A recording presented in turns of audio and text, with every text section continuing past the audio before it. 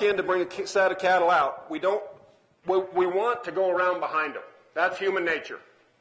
Just like when you got on the interstate this morning, or when the kids got on the bus this morning. From the time we're this big, we learn to come around behind people and follow them up. That's what we're taught to do. That's what humans are taught to do, is follow people up. So when we get on the highway, we follow people. Too close a lot of times. When we're going into the lunch line, we follow people up. When we're getting our money, we're getting our money. We get in behind people in line. We're real comfortable doing that. We're trained to do that, to go around behind people and follow them up. With cattle, that's exactly the opposite of what we should do, because they want to see us, like Ron said. And when you get in behind them, the closer you are, the more they turn their head. And when they turn their head, they go where they're looking. A horse, when you get in behind him, he's got a longer neck. He can turn quite a bit. It doesn't take his feet off course. The fatter an animal gets, like a fat finished cattle. Not fat cattle, it's finished cattle. The heavier and the closer they are to finished, the more you have to be in position. And this is why so many feed yards have trouble getting their cattle out of the pen. Because those cattle, first of all, they got a lot of life and they want to run and buck and play. And they just turn their head just this much and they're headed west instead of north. So it's real important to work these animals on their side.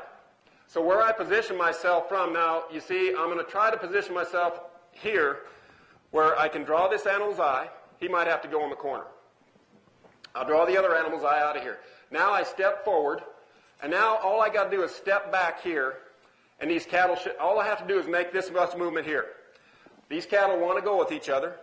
I have to reposition myself for the red calf or the black calf. And I can control the movement for these cattle right through here. I'll send Blackie back one more time. Now go back to your left.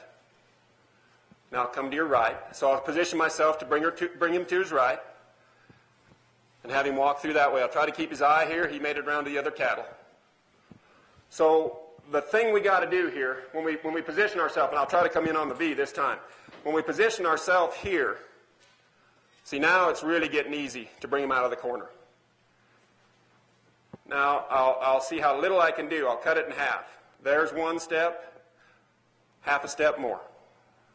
Now I've got this in my way.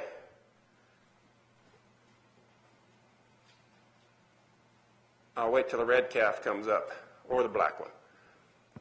I'll get positioned right. Now here I want to stop the red.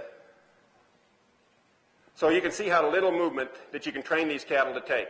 And this is a pretty slow deal here. Now here we got some things, but I'll let these cattle work their way. I call it teaching these cattle to transition. This little guy's going to have to work himself out. Or I can switch sides, but I want him to learn to come by me on this side. I'm going to step here to bring him out just a little more, step back, now step forward, he should come by. And all the time, I can always, now if I want to stop these guys, being as I'm working from the front, I can control the back of my bunch. And this is why it's so important not to go around behind these cattle, is you have no control of the front, and they don't learn from it. They learn just to get away from you. Now, cattle, horses, sheep, goats, I believe they work off of pressure. They don't like pressure. It's not the pain of getting a shot or a brand that an animal doesn't want to go into a chute from. It's the fear of that confinement, the fear of confinement. And so what we try to do when we start gathering our cattle, start working them down to these smaller confinement areas, is we start teaching them to accept that pressure.